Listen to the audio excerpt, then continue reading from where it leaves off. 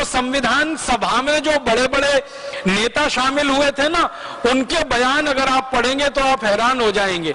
हमारे देश की संविधान सभा की जो ड्राफ्टिंग कमेटी थी, उसके चेयरमैन थे डॉक्टर भीमराव अंबेडकर। उन्होंने 1953 में यह कहा राज्यसभा में बोलते हुए कि अगर मुझे कोई अनुमति दे दे तो मैं सबसे पहला व्यक्ति होऊंगा जो इस संविधान को जला दूंगा। पत्रकारों ने उनसे पूछा कि आप इस संविधान के निर्माता हैं और आप ही इसको जलाने की बात कर रहे हैं। तो डॉक्टर भीमराव अंबेडकर ने कहा था कि इस संविधान से भारत के किसी नागरिक का भला नहीं होने वाला। क्यों नहीं होने वाला? क्योंकि जल्दी जल्दी में बनाया गया ये संविधान है। और उन्होंने बहुत बेबसी से ये कहा था कि मेरे पास कोई चारा नहीं था, इतने कम समय में संविधान बनाना था और अंग्रेजों की तरफ से हमको ये गवर्नमेंट ऑफ इंडिया रूल या गवर्नमेंट ऑफ इंडिया एक्ट का ड्राफ्ट दिया गया था। आधार उसको बनाकर और दुनिया के दूसरे देशों के संविधानों में से कुछ चीजें निकालकर ये भारत का संविधान तैयार हो गया। ये भारत के लोगों द्वारा तैयार नहीं किया गया, एक तरह से अंग्रेजों के बनाए गए कानून पर आधारित है। तो शुरू किया। मेरे एक वकील दोस्त हैं, सुप्रीम कोर्ट में प्रैक्टिस करते हैं। मैंने उनसे पूछा कि भारत में ब्रिटेन की महारानी आए और उसको बिना वीजा के भारत में घुसने की परमिशन मिले, इस बात की कोई लीगल वैलिडिटी है क्या? तो उस वकील ने मुझे कहा कि हाँ राजीव भाई, इस बात की पूरी लीगल वैलिडिटी है कि ब्रिटेन की रानी को भारत में आने के लिए वीजा लेने की जरूरत नहीं है। तो मैंने उन वकील से कहा कि यह सिर्फ एक स्थिति में होता है, ऐसी लीगल वैलिडिटी एक ही स्थिति में होती है। और वो स्थिति क्या होती है कि मान लीजिए आप जब हिंदुस्तान से अमेरिका जाएं या इंग्लैंड जाएं या फ्रांस जाएं या किसी भी देश में जाएं और वापस अपने देश में लौटें तो आपको वीजा नहीं पूछा जाएगा, आपका पासपोर्ट भी चेक नहीं किया। क्यों? क्योंकि आप अपने ही देश में वापस लौट रहे हैं। तो आप जिस देश के नागरिक हैं उसी देश में जब आप वापस लौटते हैं तो आपको ना तो वीजा पूछा जाता है ना पासपोर्ट पूछा जाता है। तो मैंने मेरे वकील दोस्त से कहा कि ब्रिटेन की रानी को अगर वीजा नहीं पूछा गया, पासपोर्ट नहीं पूछा गया, तो मैं ये मानूं क्या कि ब्रिटेन की महारानी हिंदुस्तान की नागरिक है? तो उन्होंने कहा कि हां ऐसा है। तो मेरे तो होश उड़ गए। मैंने कहा आप क्या कह रहे हैं? उन्होंने कहा मैं बिल्कुल ठीक कह रहा हूं। तो मैंने कहा कि अगर ब्रिटेन की महारानी हिंदुस्तान की नागरिक है और इस बात की लीगल वैलिडिटी है तो हमारी आजादी का मतलब क्या है? हम अभी तक जितने लोगों के विचारों को सुने उसमें संविधान की समस्याओं की जड़ पर किसी की उंगली अभी तक नहीं गई। हम संविधान की समस्या की जड़ को थोड़ा सा कुरेदेंगे क्योंकि समस्या संविधान में नहीं है। संविधान जहां से निकल के आया है, समस्या वहां पे। सबसे पहले यह देखिए कि संविधान बना किन परिस्थितियों में। द्वितीय विश्व युद्ध हो चुका था, ब्रिटेन पूरी तरह तबाह हो चुका था, नेताजी सुभाष चंद्र बोस ने आजाद हिंद सरकार का गठन कर लिया था, सेना का नहीं, आजाद हिंद सरकार का गठन कर लिया था और उस सरकार को विश्व के 11 देशों ने मान्यता दे दी थी। आजाद हिंद सरकार ने एक अपना बैंक स्थापित कर दिया था जिसने आजाद हिंद सरकार की मुद्राएं प्रकाशित करना शुरू कर दी थी। 40,000 लोगों को उन्होंने अपनी आजाद हिंद फौज में भर्ती कर लिया था और मोइरांग से इंफाल तक उन्होंने अपना कब्जा कर लिया था। यह परिस्थिति थी हमारे देश की।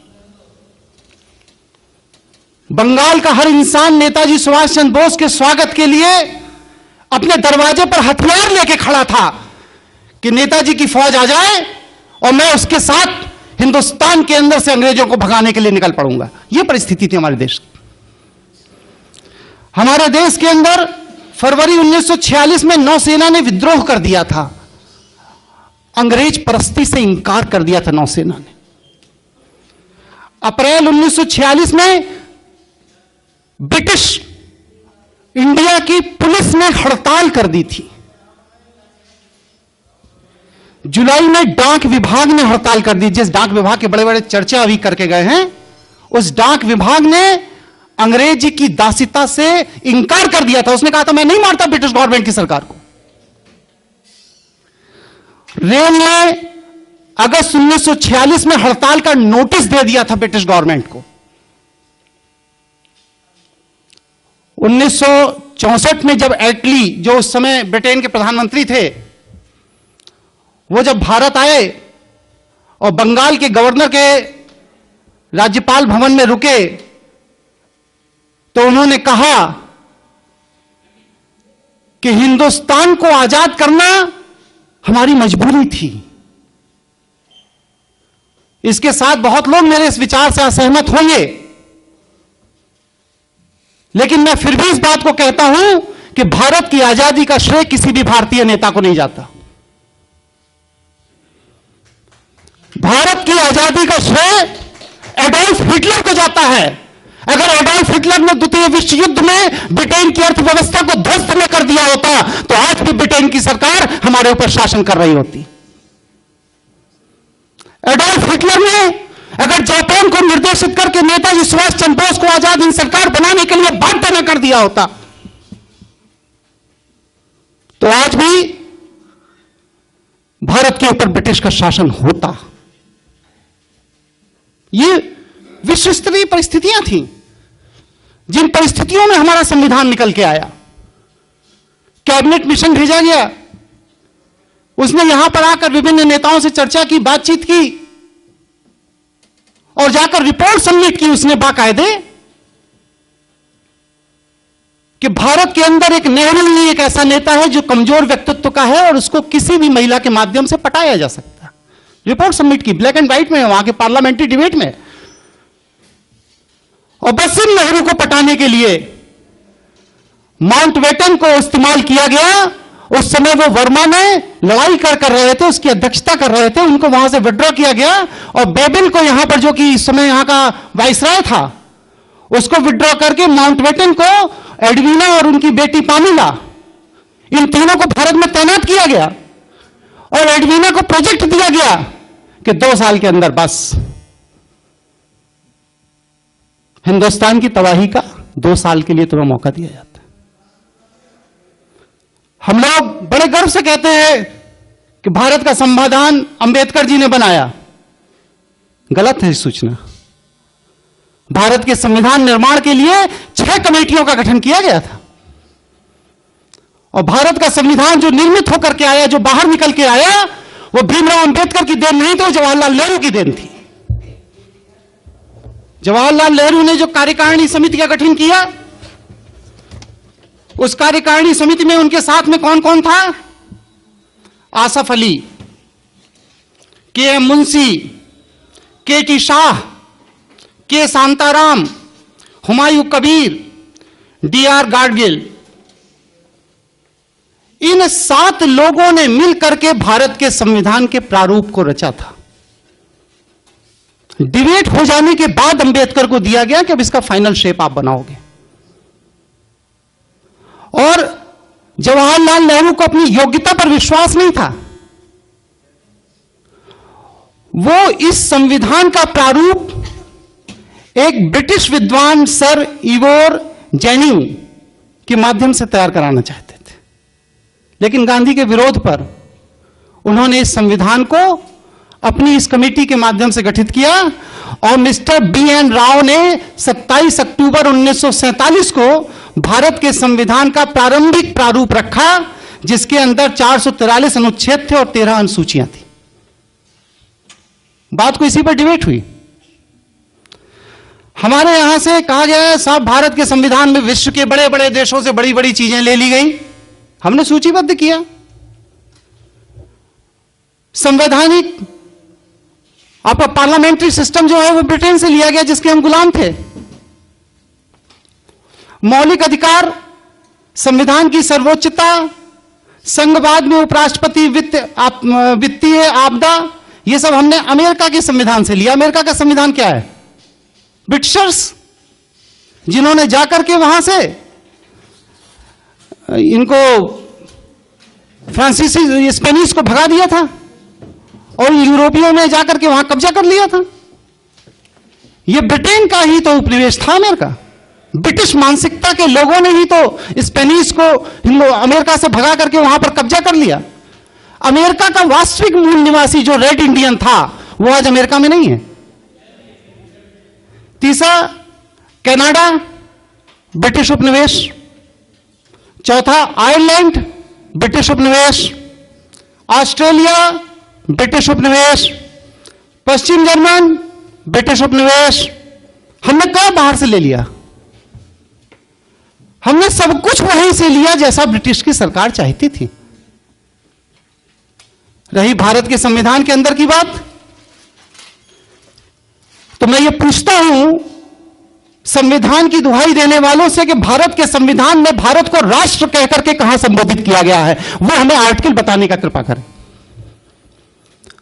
395 अनुच्छेद जो बढ़ के अब 444 अनुच्छेद हो गए, लेकिन इन 444 अनुच्छेदों में भी भारत को अभी भी राज्य का स्तर दिया गया नहीं। देने वाले अभी पहले यही तय करें कि भारत के संविधान में भारत को राष्ट्र कह के क्यों नहीं संबोधित किया गया।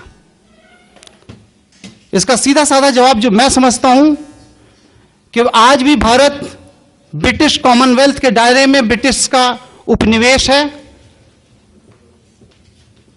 इसीलिए आज हम जापान में एम्बेसडर पोस्ट करते हैं, चाइना में एम्बेसडर पोस्ट करते हैं, रशिया में एम्बेसडर पोस्ट करते हैं, लेकिन ब्रिटेन में हाई कमिश्नर पोस्ट करते हैं। हम श्रीलंका में हाई कमिश्नर पोस्ट करते हैं। पाकिस्तान में जितनी कॉमनवेल्थ कंट्रीज हैं उनमें हिंदुस्तान का उच्चायुक्त पोस्ट किया जाता है, एम्बेसडर राजदूत नहीं पोस्ट किया जाता, क्योंकि हम ब्रिटिश के उपनिवेश हैं स्टिल टुडे।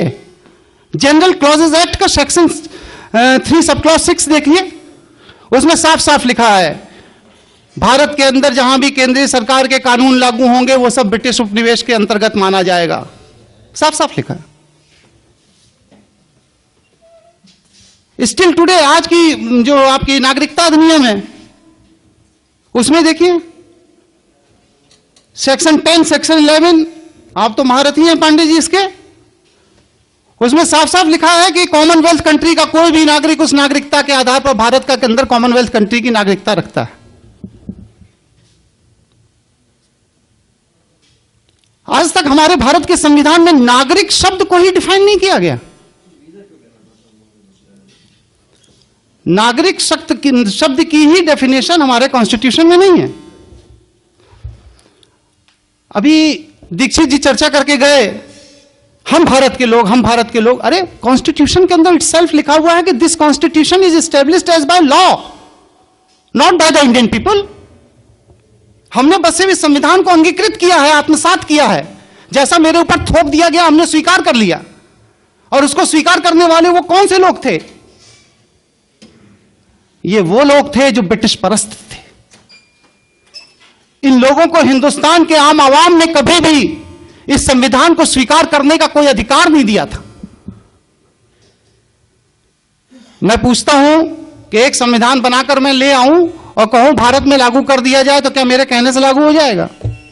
नहीं लागू होगा। उस संविधान के पीछे एक लीगल फोर्स होना चाहिए, विधि की शक्ति होना चाहिए उस संविधान के पीछे, तब वह संविधान हमारे देश में लागू होगा। और भारत के संविधान के पीछे कौन सी विधि की शक्ति थी? वह लीगल फोर्स कहां है उस भारत के संविधान का? वह लीगल फोर्स है government of India act 1935, Indian independence act 1947 में। ये दोनों ही ब्रिटिश पार्लियामेंट में पास किए गए थे।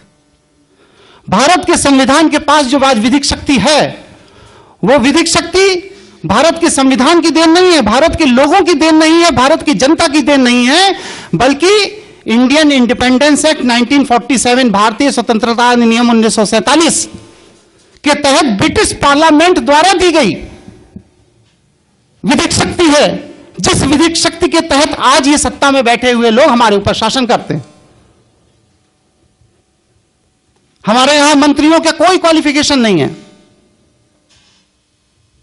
संसद के सदस्य होने की फिर भी है कि भारत का नागरिक होना चाहिए, दिवालिया नहीं होना चाहिए, पागल नहीं होना चाहिए, उसके अंदर एक योग्यता होनी चाहिए, कुछ तो है। लेकिन मंत्री होने की कोई योग्यता हमारे संविधान के अंदर नहीं है। हम बहुत बेसिक प्रश्न एक खड़ा करते हैं, अगर हम इंडिपेंडेंट हैं, स्वतंत्र हैं, तो भारतीय संविधान के अनुच्छेद 333 के तहत आज भी हमारे लोकसभा के अंदर 2 अंग्रेजों को रखने की बाध्यता क्यों है? कॉन्स्टिट्यूशनल प्रोविजन है। 2 अंग्रेज सांसद राष्ट्रपति नामित करेगा, रखेगा, उसके बिना पार्लियामेंट नहीं चलेगी।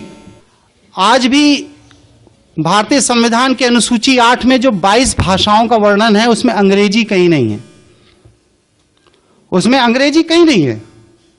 भारतीय संविधान की अनुसूची 8 में जो 22 भाषाएं दी गई हैं, भारतीय भाषाएं, उनमें अंग्रेजी कहीं नहीं है। लेकिन फिर भी हमारी पार्लियामेंट, हमारी विधानसभाएं और हमारी हाईकोर्ट और सुप्रीम कोर्ट अपनी सारी प्रोसीडिंग का रिकॉर्ड इंग्लिश भाषा में रखने के लिए बाध्य, उसकी मजबूरी है, क्योंकि वह ब्रिटेन की राष्ट्रीय भाषा, आप उसके उपनिवेश हो, आपको रखना पड़ेगा। बहुत से ऐसी चीजें हैं, करीब 160 क्वेश्चंस हैं मेरे इस संविधान को लेकर के। अब समय का अभाव है। वत्स जी की मुस्कुराहट, हाँ, वत्स जी की मुस्कुराहट देख के लग रहा है, हाँ, ये मैं सर्कुलेट कर दूंगा। लेकिन बस 1, 2, 3 पॉइंट ये अपनी बात कह करके मैं मामले को खत्म करता हूं। मैं ये संविधान विशेषज्ञों के सामने ये जानना चाहता हूं कि हमारा देश संविधान से चलता है या संवैधानिक विधि से चलता है। ये चीज क्लियर होनी चाहिए, क्योंकि संविधान के अंदर बहुत सी ऐसी चीजें नहीं हैं जो हमारे देश की सरकार को चला रही, जैसे मंत्री का त्याग पत्र। संविधान विदों से मैं ये जानना चाहता हूं कि भारतीय संविधान के किस अनुच्छेद में मंत्री को त्याग पत्र देने का अधिकार है? जैसे कि बिना सदन की सदस्यता के प्रधानमंत्री बना देना, किस अनुच्छेद में यह अधिकार? जैसे कि मंत्री का सदन के अंदर बैठकर मत देना,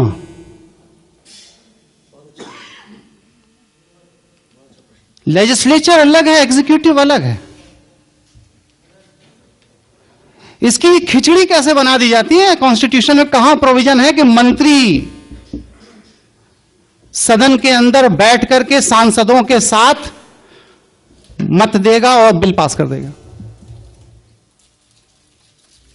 जैसे कि न्यायमूर्ति और न्यायाधिपतियों की नियुक्तियों में लॉ मिनिस्टर का हस्तक्षेप।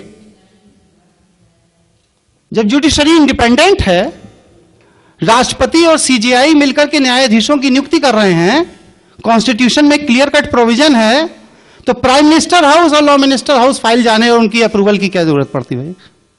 इसका मतलब है कि आप कार्यपालिका के अधीन न्यायपालिका को रखना चाहते हैं। उप प्रधानमंत्री 2 बार हुए हमारे यहां। कॉन्स्टिट्यूशन में कहां व्यवस्था है भाई कि उप प्रधानमंत्री का पद होगा और उसके लिए भी आदमी रखा जा सकता है? राजनीतिक दलों के गठन की व्यवस्था हमारे संविधान में कहां है? जो कांग्रेस बन गई, बीजेपी बन गई, बसपा बन गई, सपा बन गई, ये बन गई, वो बन गई, किस आर्टिकल के तहत? हमारे कॉन्स्टिट्यूशन के निर्माताओं ने, निर्माण करने वालों ने तो राजनीतिक दलों के गठन की कभी कोई बात ही नहीं सोची थी। और उससे बड़ी बात क्या, नेता विरोधी दल संविधान में कहां है भाई? नेता विरोधी दल। अल्पमत पे सरकार को गिरा देना, कॉन्स्टिट्यूशन में कहां प्रोविजन है? क्या अल्पमत बहुमत वाली सरकार बनाएगा और उसके लिए इलेक्शंस होंगे और फिर इसके बाद अलग अल्पमत हो जाता है तो एक वोट के अभाव में टिकट सरकार गिरा दी जाएगी? कॉन्स्टिट्यूशन में कहां प्रोविजंस हैं ये सब? जैसे कि शून्यकालीन सत्र को चलाना, शून्यकालीन सत्र का प्रोविजन हमारे कॉन्स्टिट्यूशन में कहां? मुझे तो नहीं मिला। जैसे कि संसदों के वेतन और भत्ते का निर्धारण स्वयं सांसद करेंगे। ये कहां है हमारे कॉन्स्टिट्यूशन? बहुत सी चीजें हैं। बहरहाल समय का अभाव है, संक्षेप में अपनी बात कहता हूं और इसके बाद 2 मिनट के अंदर अपनी बात खत्म करता हूं।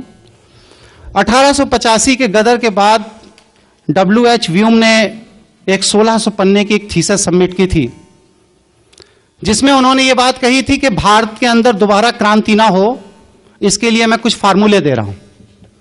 पहला फार्मूला तो यह है कि सारे ब्रिटिश मानसिकता के लोगों को एक मंच पे लाके खड़ा कर लिया जाए और वह मंच राजनीतिक मंच हो, और उसी राजनीतिक मंच के तहत ब्रिटिश मानसिकता के लोगों को एक मंच पे लाने के लिए जिस पार्टी का गठन किया गया उसे भारतीय राष्ट्रीय कांग्रेस पार्टी कहा जाता है, जो आज कांग्रेस है।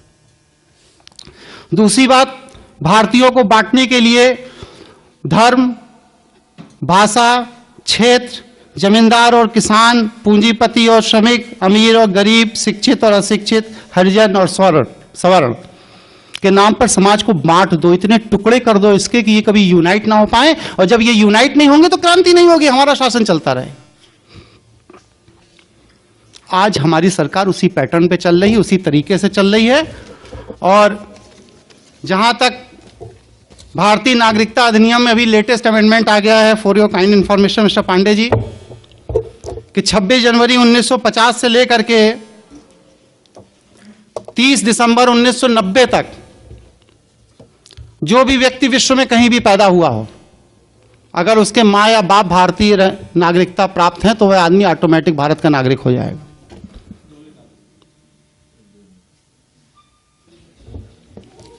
तो ये जो सुनियोजित षड्यंत्र जो हमारे देश को दोबारा कब्जा करने का हो रहा है, इसके लिए हम बुद्धिजीवियों की आपस में चर्चा की जरूरत है।